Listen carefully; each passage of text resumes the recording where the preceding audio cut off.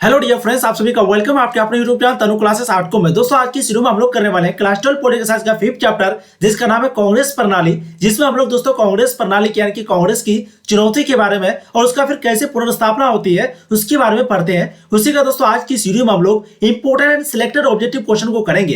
यानी कि दोस्तों इस वीडियो में हम लोग सिर्फ वही क्वेश्चन को करेंगे जो कि आपके एग्जाम में पूछे जाते हैं, जो कि आपके एग्जाम में कई बार पूछे जा चुके हैं या फिर दोस्तों 100% पूछने का चांस है। आप क्या करेंगे, एक एक क्वेश्चन को देखेंगे, फटाफट सभी क्वेश्चन का आंसर देने का कोशिश करेंगे। जो भी क्वेश्चन आपसे नहीं बने प्लीज इसको नोट करेंगे दोस्तों, तभी ये वीडियो देखने का आपको फायदा होगा। तो चलिए पहला चैप्टर हम लोग शुरू करते हैं। पहला क्वेश्चन से इस चैप्टर का जो है पूरा थ्योरी को यानी कि पूरा एक्सप्लेनेशन को पढ़ा दिया गया है। अगर आप लोग उसको नहीं देखे प्लीज पहले जाकर उसको देखिए। उसका लिंक जो आपको वीडियो के नीचे डिस्क्रिप्शन पे या फिर आपको चैनल का प्लेलिस्ट पे मिल जाएगा, ठीक है। उसको देखने के बाद इस वीडियो को देखिए। इससे क्या होगा, सभी आपका ऑब्जेक्टिव क्वेश्चन यानी कि एमसीक्यू जो है वो बन जाएगा, ठीक है। बहुत ही ज्यादा इंपॉर्टेंट चैप्टर है दोस्तों। चलिए पहला क्वेश्चन की ओर हम लोग बढ़ते हैं। इंदिरा गांधी प्रथम बार कब कांग्रेस पार्टी की अध्यक्ष बनी? आपको थोड़ा सा मोटी समझा देते हैं तब ये चैप्टर आपको समझ में आएगा, ठीक है। जैसे कि दोस्तों हम लोग जानते हैं 1964 में जो है नेहरू जी की मृत्यु हो जाती है, ठीक है। उसके बाद शास्त्री जी को प्रधानमंत्री बनाया जाता है और उसका भी मृत्यु जो है 1966 को हो जाता है। उसके बाद इंदिरा गांधी जो है 1967 में क्या बनती है, प्रधानमंत्री बनती है, ठीक है। फिर 1967 में इंदिरा गांधी प्रधानमंत्री तो बनती है,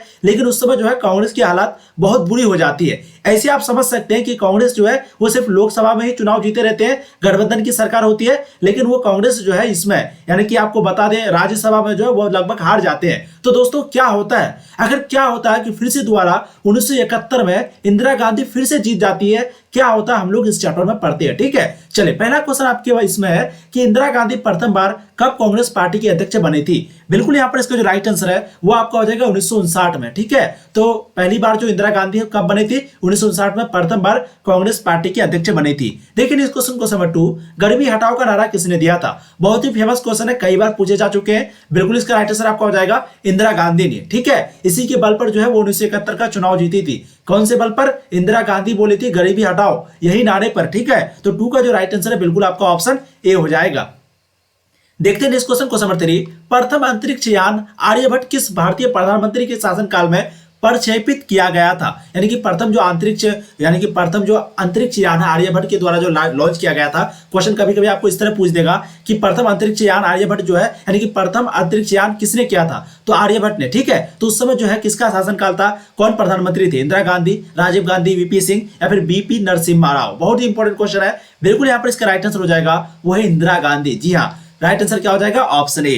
देखते हैं इस क्वेश्चन को नंबर 4, 18 मई 1974 में पोखरण में किया गया परमाणु परीक्षण के समय भारतीय प्रधानमंत्री थे। देखिए सारा चीज जो इंदिरा गांधी के समय ही हुआ है। जैसे कि हमने देखा यहाँ पर अभी तुरंत देखा है कि आर्यभट्ट जो है वो भारतीय प्रधानमंत्री के शासनकाल में ही थे, यानी कि इंदिरा गांधी के शासनकाल में ही प्रथम अंतरिक्ष यान किए थे, ठीक है। उसके बाद फिर यहाँ पर जो है क्वेश्चन है कि भाई प्रथम पोखरण यानी कि पोखरण में जो किया गया परमाणु परीक्षण है वो किसके समय में हुआ था? 18 मई 1974 में। उस समय किसका शासन था? तो बिल्कुल यहाँ पर राइट आंसर हो जाएगा इंदिरा गांधी का उस समय शासनकाल था, ठीक है। और क्वेश्चन यहाँ पर 2 बनता है, कब किया गया था? पहली बार 18 मई 1974 को। उसके बाद फिर कब? 1998 को। और उस समय संपूर्ण हो गया था, यानी कि संपूर्ण भारत जो है परमाणु संपन्न देश हो गया था। देखिए इस क्वेश्चन को नंबर 5, मार्च 1983 में नई दिल्ली में हुए गुट निरपेक्ष आंदोलन के शिखर सम्मेलन की अध्यक्षता किसने किया? जवाहरलाल नेहरू ने, इंदिरा गांधी ने, राजीव गांधी ने, वीपी सिंह।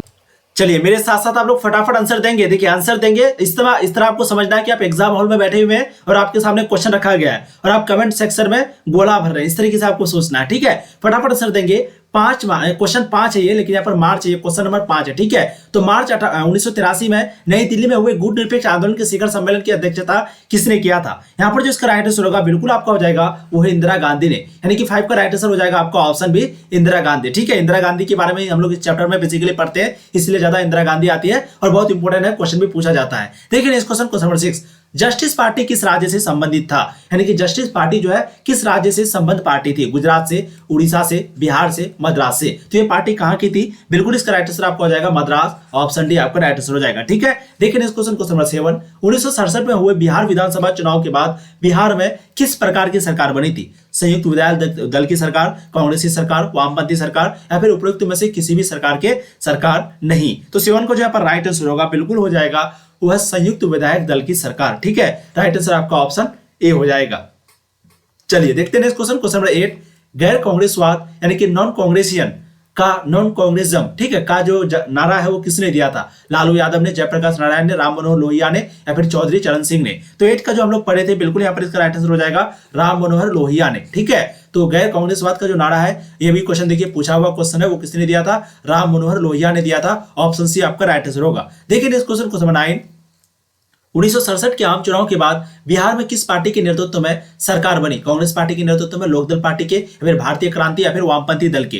तो 1967 के आम चुनाव के बाद जो बिहार में किस पार्टी के नेतृत्व में सरकार बनी थी, ये भी क्वेश्चन बहुत इंपॉर्टेंट है। बिल्कुल इसका जो यहाँ पर राइट आंसर होगा वो हो जाएगा भारतीय क्रांति, यानी कि ऑप्शन सी, ठीक है। इसी के क्रांति के सरकार में, यानी कि इसी के नेतृत्व में एक प्रकार का वहां पर सरकार बनी थी। कहां पर? बिहार में। देखिए इस क्वेश्चन को समझ 10, 1967 के आम चुनाव में किन राज्यों की विधानसभाओं में कांग्रेस को बहुमत नहीं मिला था? 1967 के आम चुनाव में कौन राज्य थे जहां पर कांग्रेस को बहुमत नहीं मिला था? बिहार, उत्तर प्रदेश विधानसभा, पश्चिम बंगाल, या फिर सभी में? तो बिल्कुल यहां पर इसका राइट आंसर हो जाएगा, क्योंकि मैंने आपको बताया कि कांग्रेस की जो हालत है वो बहुत बुरी हो गई थी, इसलिए यहां पर राइट आंसर क्या हो जाएगा? सभी में, यानी कि बिहार में भी, उत्तर प्रदेश में भी और पश्चिम बंगाल में भी कांग्रेस को जो है पूर्ण बहुमत नहीं मिला था, ठीक है, 1967 के आम चुनाव में। देखिए इस क्वेश्चन नंबर 11, भारत में गैर कांग्रेसवाद का सरकार के पहले प्रधानमंत्री कौन थे? भारत में गैर कांग्रेसवाद सरकार के पहले प्रधानमंत्री कौन थे? चंद्रशेखर, मोरारजी देसाई, वीपी सिंह? कई बार आपको करा चुके हैं। बिल्कुल इसका यहाँ पर राइट आंसर हो जाएगा वो है मोरारजी देसाई, क्योंकि आपको मालूम होना चाहिए इंदिरा गांधी के जो विपक्ष में लड़ रही थी तो कई पार्टी जो है गठबंधन करके, ठीक है, तो उसमें से जो मोरारजी देसाई थी उसको सबसे पहले प्रधानमंत्री बनाया गया था, और ये मात्र 18 महीने, कितने महीने? 18 महीने बाद ये खत्म हो गए थे। उसके बाद फिर जो है वीपी सिंह को, हाँ वीपी सिंह को ही ना, बिल्कुल वीपी सिंह ही होगा शायद इसके बाद। तो इसके बाद फिर कांग्रेस समर्थन किया था, कांग्रेस समर्थन करने के बाद फिर बनता है, फिर कांग्रेस समर्थन वापस ले लेता है, फिर पार्टी खत्म हो गई, फिर दोबारा चुनाव हुआ, फिर से इंदिरा गांधी जो है वो प्रधानमंत्री बनती है, ठीक है। तो भारत में गैर कांग्रेस सरकार के जो पहले प्रधानमंत्री थे वो मोरारजी देसाई थे। राइट आंसर आपका ऑप्शन बी हो जाएगा क्वेश्चन नंबर 11 का। देखिए इस क्वेश्चन को नंबर 12, केंद्र में जनता पार्टी किस वर्ष सत्ता में आई थी? केंद्र में जनता पार्टी है, यहाँ पर बीजेपी नहीं, भारतीय जनता पार्टी नहीं, ठीक है। बहुत ही आसान क्वेश्चन है, बहुत ही आसान। बिल्कुल आपका राइट आंसर ऑप्शन बी हो जाएगा, क्योंकि हम लोग जानते हैं 1977 में चुनाव हुआ था, आपातकाल जो लागू हुआ था, आपातकाल लागू होने के बाद कांग्रेस पार्टी की जो है प्रभुत्व पूरी तरीके से खत्म हो गई थी, दबदबा पूरी तरीके से खत्म हो गई थी, सिर्फ बदनामी हो रही थी, इसीलिए 1977 में जो है जनता पार्टी जीत गए थे। तो राइट आंसर जो है आपका ऑप्शन बी हो जाएगा क्वेश्चन नंबर 12 का।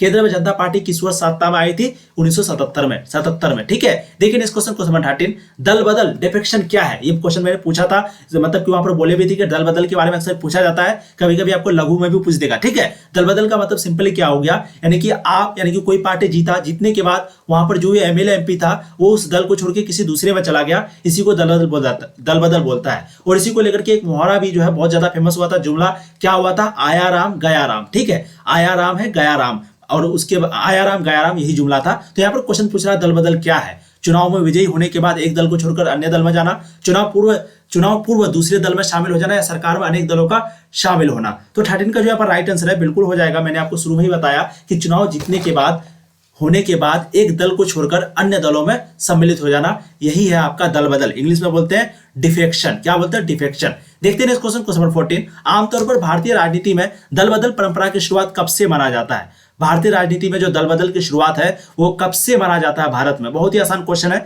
बिल्कुल इसका राइट आंसर आपका हो जाएगा 1967 के आम चुनाव के बाद से, यानी कि ऑप्शन डी से। इससे पहले ऐसा कभी भी नहीं हुआ था, ठीक है। तो आमतौर पर भारतीय राजनीति में दल बदल परंपरा की जो शुरुआत है वो 1967 के आम चुनाव से ही हुआ था। देखिए इस क्वेश्चन आपका हो जाएगा 15, दल बदल की प्रक्रिया किस चुनाव के बाद शुरुआत हुआ था?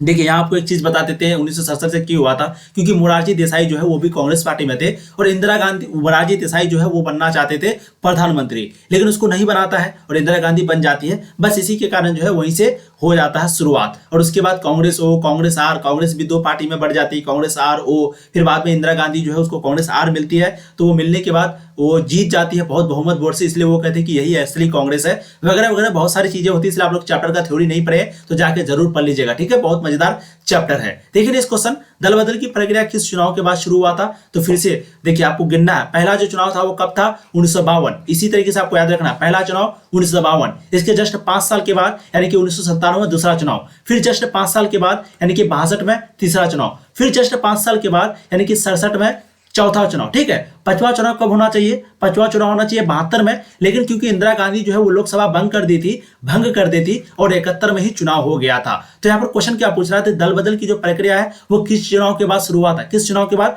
तो हम लोगों ने देखा 1967, और 1967 जो है वो कौन सा चुनाव है? चौथा चुनाव है। तो 15 का जो है राइट आंसर है बिल्कुल हो जाएगा चौथा आम चुनाव के बाद। तो ध्यान दीजिएगा, प्रथम द्वितीय तृतीय इस तरह का आपको याद रखना, ठीक है। पहला प्रधानमंत्री जवाहरलाल नेहरू, दूसरा प्रधानमंत्री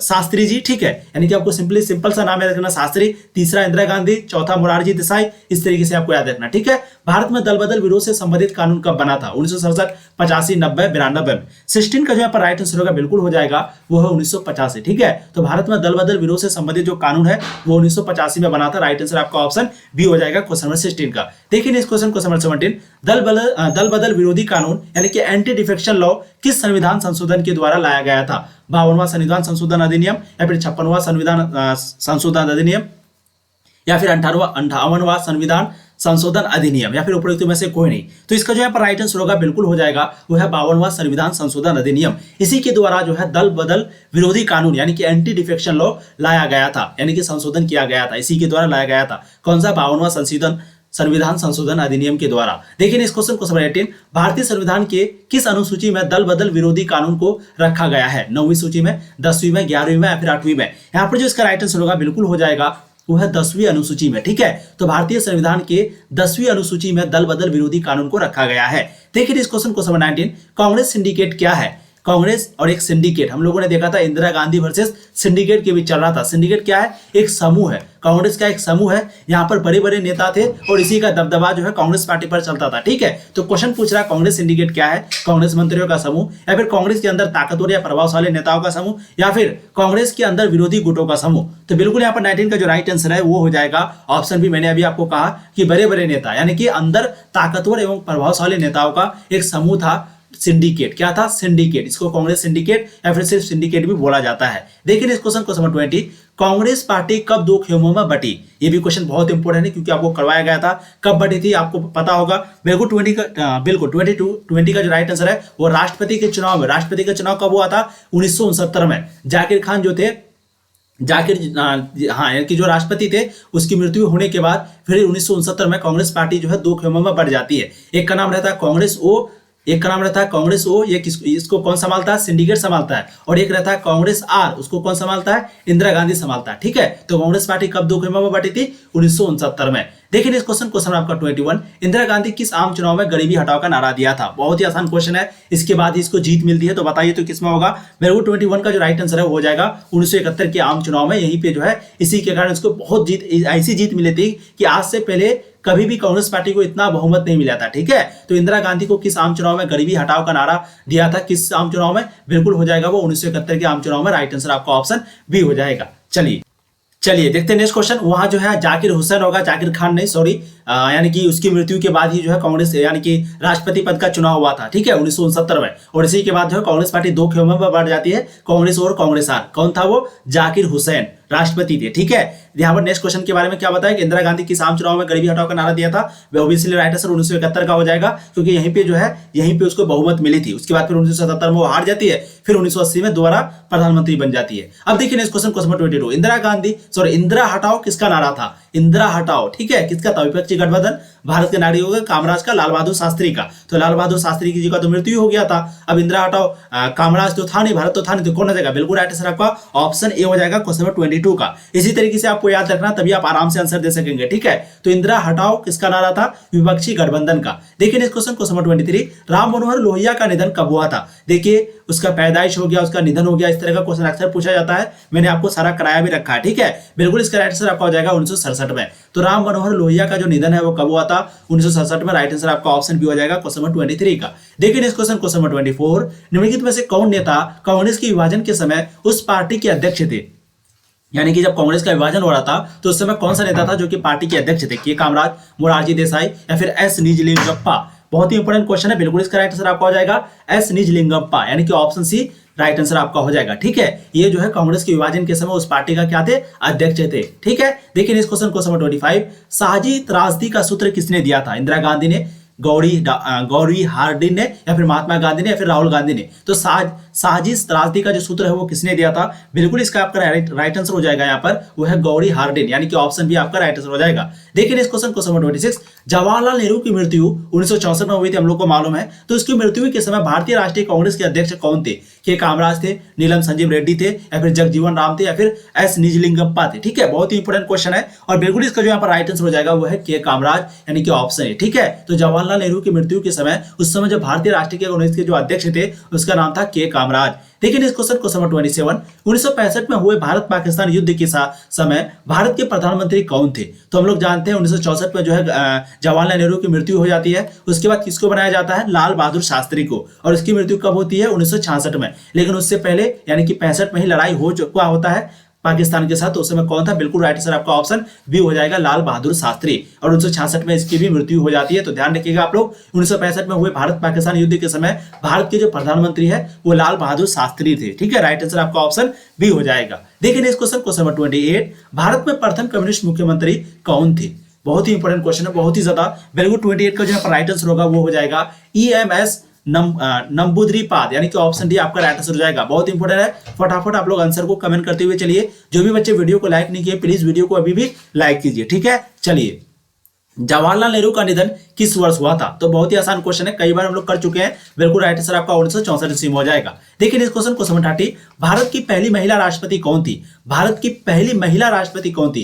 राबड़ी देवी, सोनिया गांधी, प्रतिभा पाटिल या फिर इंदिरा गांधी? तो 30 का जो यहाँ पर राइट आंसर होगा बिल्कुल हो जाएगा प्रतिभा पाटिल। बहुत कोई क्या करते हैं, क्वेश्चन को पढ़ता नहीं है, डायरेक्ट इंदिरा गांधी लगा देता है। यहाँ पर पहला राष्ट्रपति है, प्रधानमंत्री रहता तब फिर यहाँ पर इंदिरा गांधी देते। ठीक है, तो प्रतिभा पाटिल जो है वो पहली महिला राष्ट्रपति है। ये भी क्वेश्चन देखिए आपका पूछा हुआ क्वेश्चन है। देखिए इस क्वेश्चन 31, भारत में प्रथम आम चुनाव कब हुआ था? कई बार आपको करा चुके हैं, प्रथम द्वितीय तृतीय सारा करा चुके हैं। बिल्कुल यहाँ पर इसका राइट आंसर हो जाएगा क्या? वो हो जाएगा ऑप्शन ए 1952। कभी कभी आपको 1951 भी दे देगा कंफ्यूज करने के लिए, लेकिन तब भी आपको 1952 चुनना। मैं आपको कई बार बता चुका हूं कि चुनाव जो है वो 1951 से लेकर के 1952 के बीच हुआ था, लेकिन ज्यादातर चुनाव जो है वो 1952 में हुआ था, इसीलिए इसको 1952 का चुनाव कहते हैं, प्रथम आम चुनाव को। ठीक है, कब से शुरू हुआ था? अक्टूबर से शुरू हुआ था और फरवरी में खत्म हुआ था। और ज्यादातर चुनाव फरवरी में हुआ था, इसीलिए 1952 का चुनाव इसको कहा जाता है। तो ध्यान रखिएगा। और द्वितीय कब? 1957, तृतीय 1962, चतुर्थीय 1967 और पांचवी जो है वो 1971 और छठी जो है 1977। ठीक है,